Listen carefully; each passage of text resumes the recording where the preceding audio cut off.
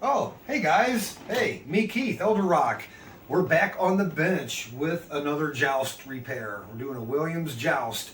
And this is a special episode because this will be my last repair for now in Thailand. So I'm going home in a few weeks and we're going to move the lab back to the home base. So I decided this is kind of for my one friend. This is his favorite game.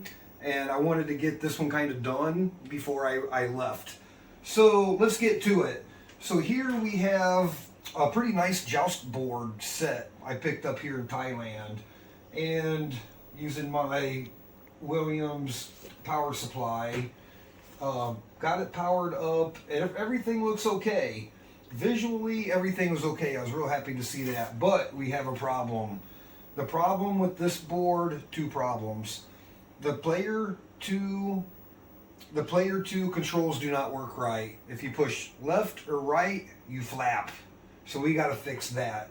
That's no good. Player one is okay, but player two, if you hit flap right or left, your bird just flaps.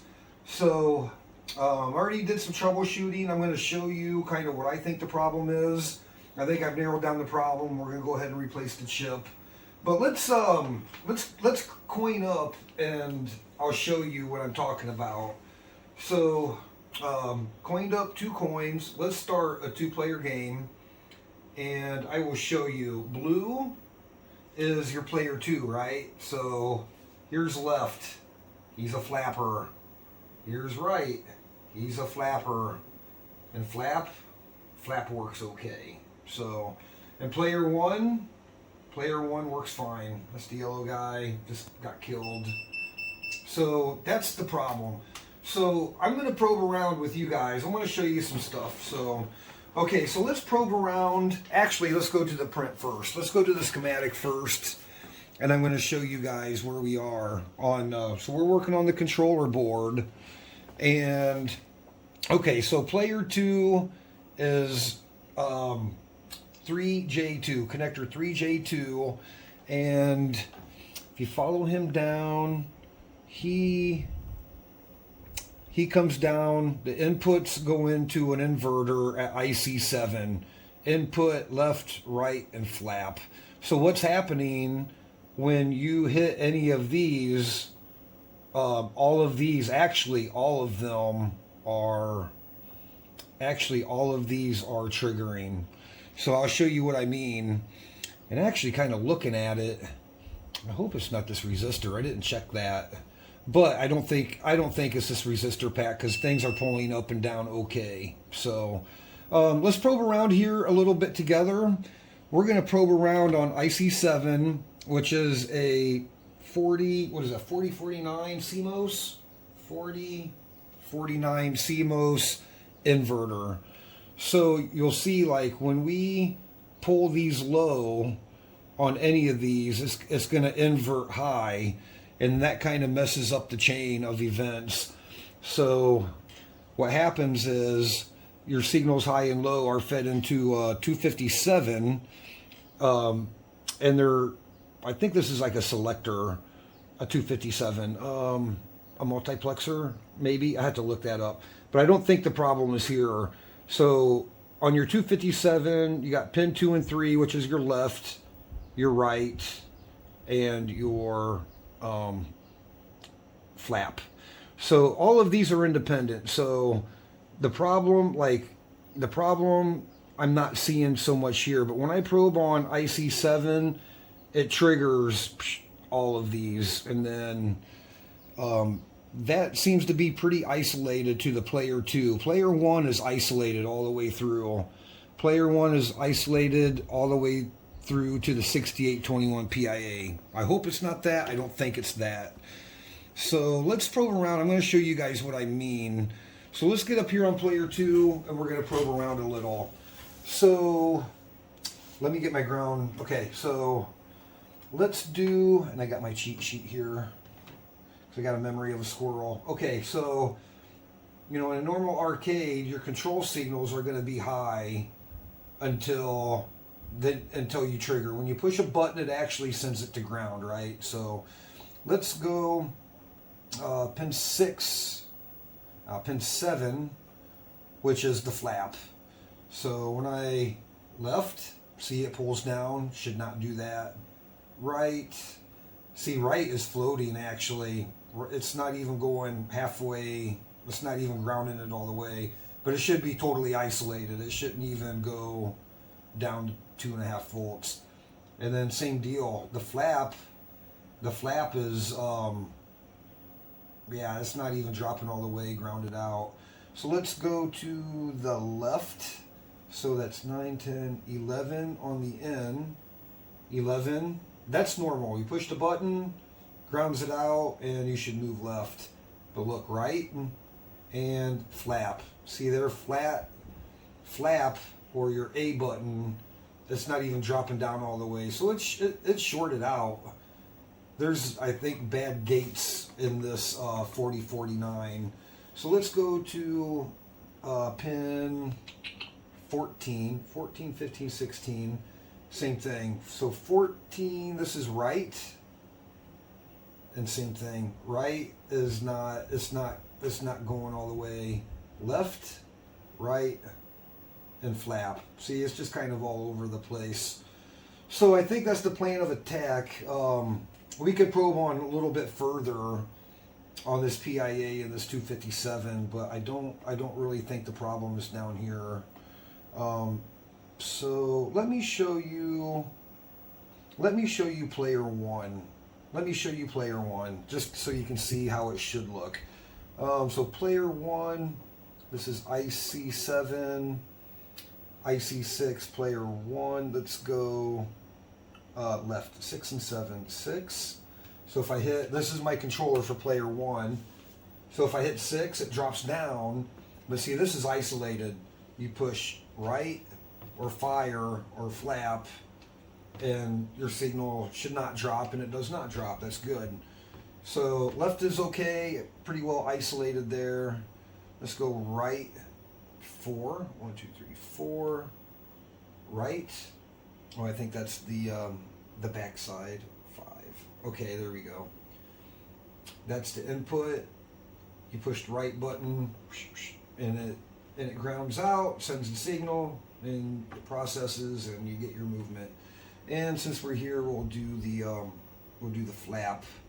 So we'll do flap, flap, flap, flap, flap. So push the flap. Okay, right, left, isolated, just like player 2 should be. So I think that's the gist of it for now. Let me get this controller board. Dismounted from the plate, and we will swap him out. We're gonna swap out IC7 right here and see what it looks like.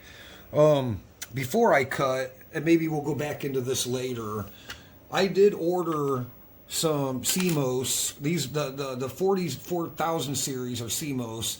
So they sent me, it says there's 74 HC 4049s, and for some reason in my retro chip tester, these fail, but in my cheap Chinese ones, they pass. So, but actually they come up here HEF 4049, and they fail here under the 4000 series test. So I don't know what's going on here, and I hope I have a good batch. I'm thinking I do because they actually passed here. So let's get that chip out. Let's put that chip in and get it replaced, and we'll see what it looks like. Okay, see you in a minute. Hey guys, okay, we're back, and I got the board off of the metal plate, and we're gonna go ahead and desolder. So what you want to be careful with this ribbon cable. The ribbon cable is fine as far as I know, but we don't want to disturb it too much. So I don't like working over my board, so I kind of got some protection in case solder and stuff goes flying. So I did hit some of the I did hit one row of those legs. I've learned on these Williams boards, I don't know if it's different days of manufacturing or what, but sometimes that solder, I don't know if it's just an oxidation thing, but sometimes on these square pads they don't really want to desolder cleanly. So I'm just going to come through, I'm just going to come in and just kind of pre-solder some of these just to get a feel. So if you remember from the one of the videos I just released, a maintenance to my de-solder gun. So I'm looking forward to using that thing and seeing if it like really helps. Yeah, like some of those I can tell like the solder is just old and dirty. You can hit it, you can add the solder with your solder gun, but this is just to get a feel. I know some guys just, you know, can just get on it and go, but I don't want to repair any pads or traces, so we're just going to go ahead and pre-soak it there. Yeah, so I did one side without flux, just kind of see how well. I think this one's actually pretty good. So my solder gun, I've got it probably about 350C, and I did use it for a couple other things, and it was really, it had some vacuum, it had some serious vacuum. Okay, where my little cleaning tool? I did clean it last time I put it away, but let's just make sure everything's good. All right, let's see if this guy, let's see how well it works. That looks clean as a whistle to me. And you just want to make sure when you go, you want to check your pads to make sure your heat isn't damaging anything. So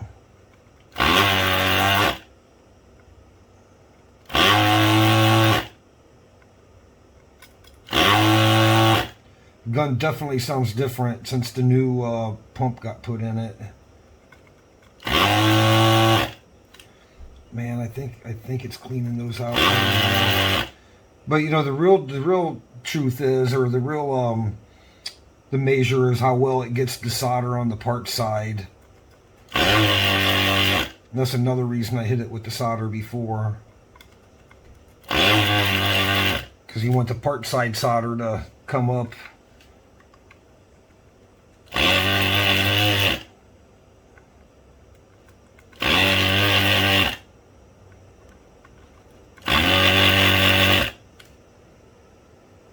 Not damaging anything. I think I did have the heat turned down a little low to start with. Just I wasn't sure how the new pump was going to react with the heat. It's just going to have a little different of a feel. I figure I'd turn it down to be safe.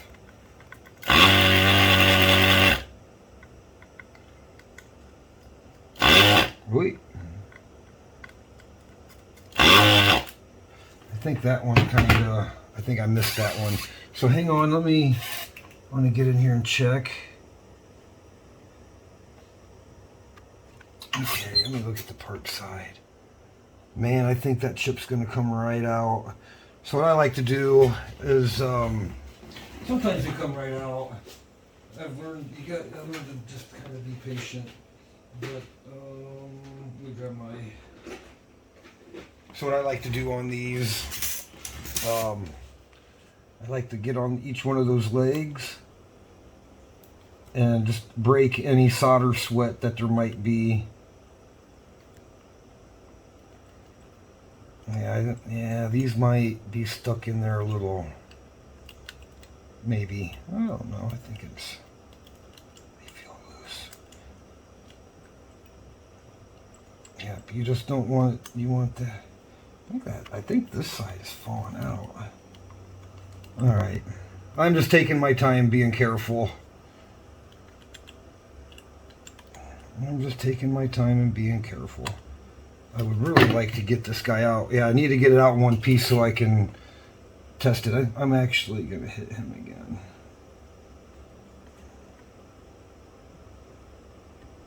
I don't think we got them all. Alright, let me get him again.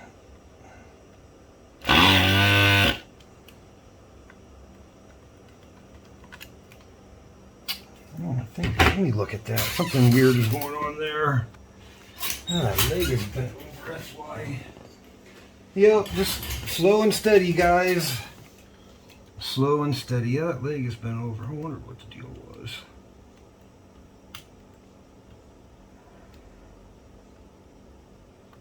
Oh, there it goes. Alright, well, if it's loose, it'll come out. Alright, let's, let me grab my screwdriver. Alright, let's try to pop this guy out. Yeah, do this at your own risk, because this is really risky. I can see that the solder is pretty much all gone on the part side. Yeah, that's what I would like to do. But if you have any kind of resistance, this is where you're going to start breaking things. Okay, there she is. Good extraction. All right, let's come over here to the 4049. Let's chuck him in. All right, 4049. I think so. 4049.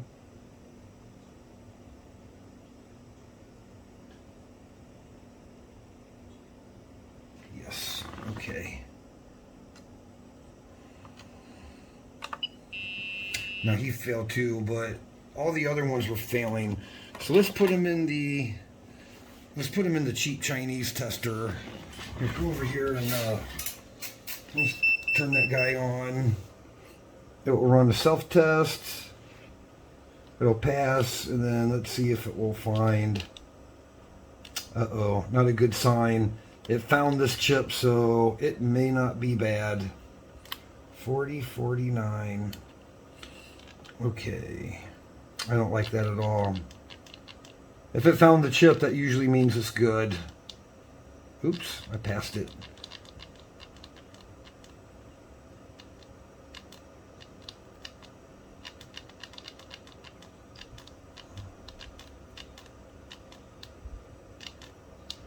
$40, 49. Ah, crap. Says okay. So that chip is actually okay. So we got that really surprises me. I'm going to go ahead and cut here, do some more probing around. That really surprises me. I'm going to check this resistor just before I move on to that 257 of this PIA. I'm going to just double check this area. So let's cut there, and we'll be right back. Okay, guys, so last we met, we were taking this 4049 out of the controller card here, the controller interface for the Player 2. So I took that out, and we still have the pull down problem. So, for example, let's go on the flap button, pin 7. This is without the chip. I pulled the chip out. Pin 7 to the connector, and it has the resistor network array there. So you can see the high signal. Flap is pin 4. Boom. It drops. But the other pins are too. And also, like I was saying, kind of in the first video, I was like, well, I hope it's not that resistor network array, and I do believe it is, because see, it doesn't matter. I could all 9 pins minus the power pin. Well, all of these connectors pull every line short. I think that guy is shorted out. That's 7, 8, 9, 10, 11. There's right. Right is pin 3. See, and it's only dropping down halfway. But so is every other line. 9, and then 14, same thing. So like on the other side, I guess it'd be that the output of that gate that's connected to that 257 in the PIA. It's worth checking there. See, there's, well, they're floating, but see, yeah, nothing there, and nothing there when I mess with the first person controller. Okay, we're gonna take this. We're gonna take that guy out. We are gonna take that guy out. Actually, we could. Well, my gun's not on. Okay. So we'll pause there. We'll be right back. Okay, got this interface card removed and flipped over. The gun is hot. Just make sure I'm going to take off the right component. Make sure we're taking off the right part here. Yeah, my gun works really well after the maintenance, well, that she got. So let's... I say that, and then it'll start acting up probably. Murphy's Law.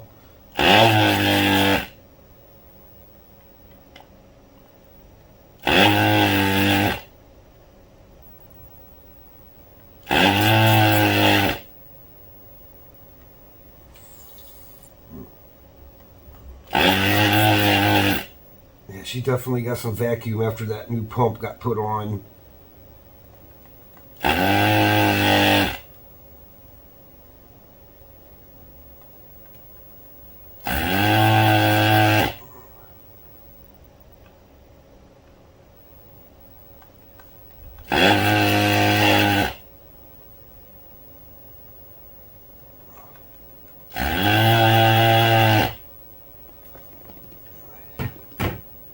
Okay, let's see if, yep, she came right out.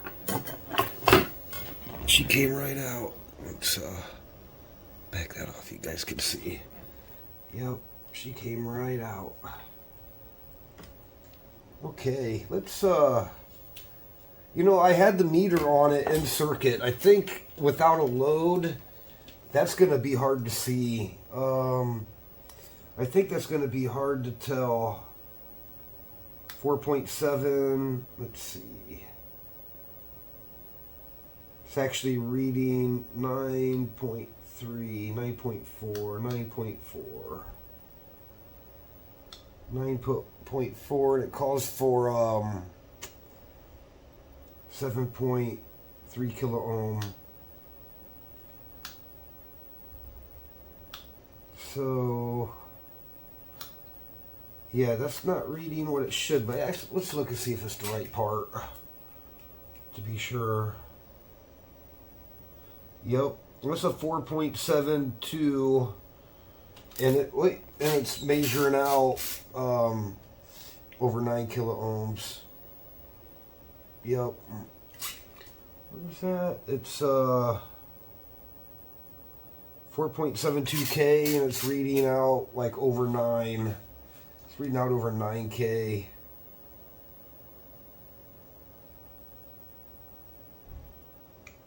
$9.3K. I don't know if you can see my meter. Oh, it's just barely off camera. Yeah. So it's like double. 4. Yeah, it's double resistance. So hopefully, let's get that other one in. Let's get the other one in and check and see if that makes a difference or not. Okay, so I got a new one here. It's actually cool. I had one. Okay, get that pin straightened out. Okay, get the orientation right. Pin 1. I don't know if you guys know, but probably on resistor arrays there's a little indicator mark for pin 1. So it's the little round circle. Pin 1 is right there. So yeah, let's get him in and get him soldered in. A nice rainy day here in Thailand. I got a little bit of a runny nose going. Okay, so let me get, yep, got my solder already here. Okay.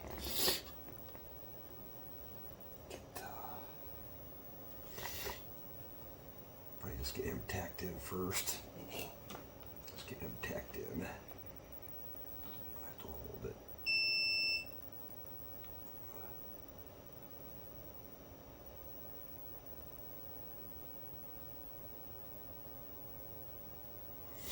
Alright, there she's tacked in. You know me with my parts, I always like to make sure the parts are lined up before I solder it in. Can you guys see that at all? Yeah, a little bit. Let's solder that dude up.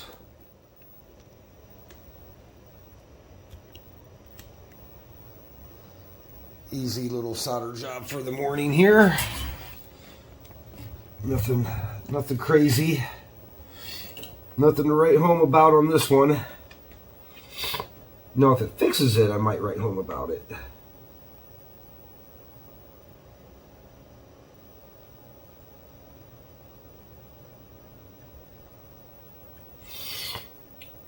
Yeah, without taking that other chip out, even though that other chip was okay, without taking that chip out and isolating some of the circuit down, that would have been, yeah, you would have been down to two things. You would have pulled that resistor network first or that chip first.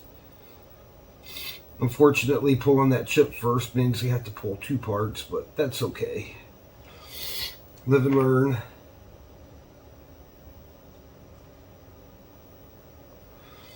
Soldering up nicely.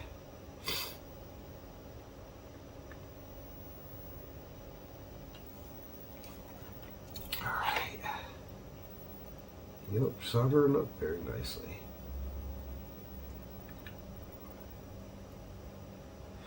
I'm just taking my time today. It's morning time. All right. Let me give her a look over here. Beautiful. Beautiful, beautiful. All right. Let's get that back in. Let's get you zoomed back out. See the scope there. Okay. Let's get powered up back on here. We're going to leave that chip out. Unplug my solder gun. Power supply back in. Boom. Okay. So, moment of truth. What do we need? Okay, need my grounding pin and oscope probe.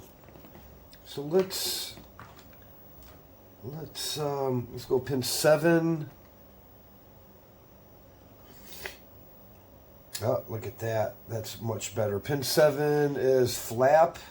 Yep. Look, I'm touching left, right, flap. Boom. And she drops down. Flap, only flap. The other pins are not shorted. Fan-freaking-tastic. 7, 8, 9, 10, 11. So this will be left. Left working as it should. No other pins are grounded. 11, 12, 13, 14. It's going to be pin 3.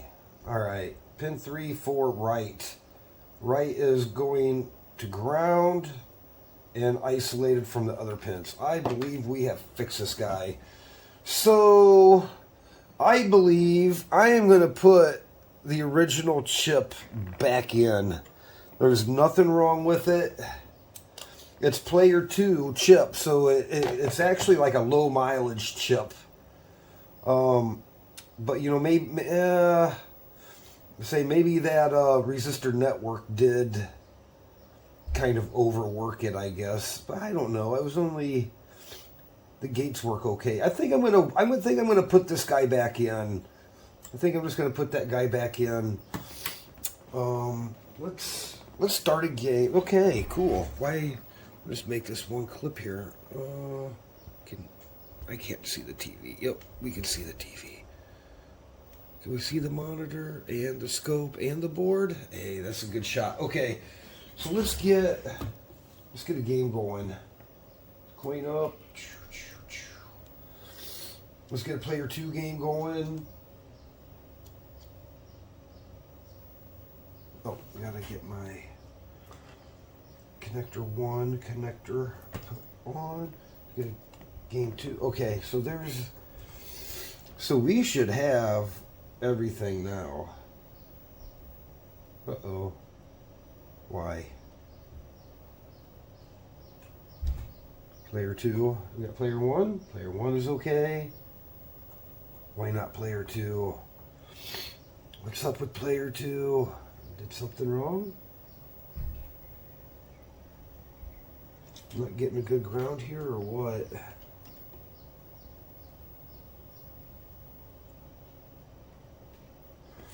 Probe. What's going on here? Check the output.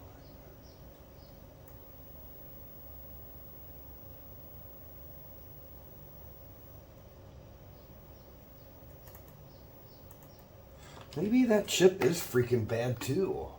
Let me take that chip back out and put that other one back in. Maybe that chip is bad. Yeah, we're doing hot swaps, but I think on the controller it's okay. Put it in the right way. Yup. Player 2. Nope, I got nothing on player 2. Player 1 is okay.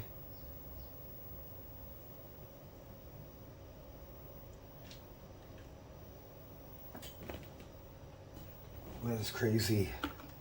7, 8, 9, and left. It's like this ground is no good or something.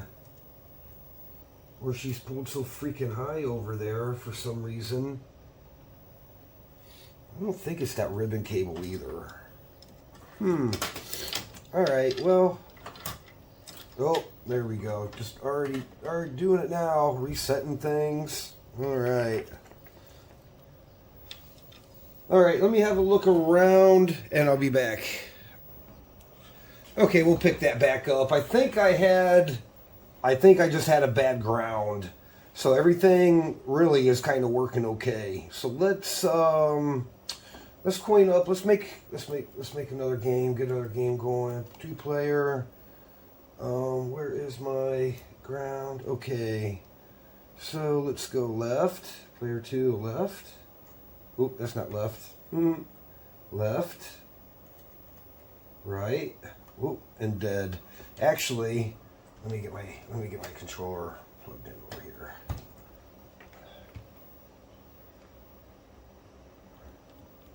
Yeah, now she's working good. Now she's working. Yeah, even before with that, just changing that chip out, it wouldn't, you could flap vertical, but like once you left off like that, it would not go left and right. But now it is.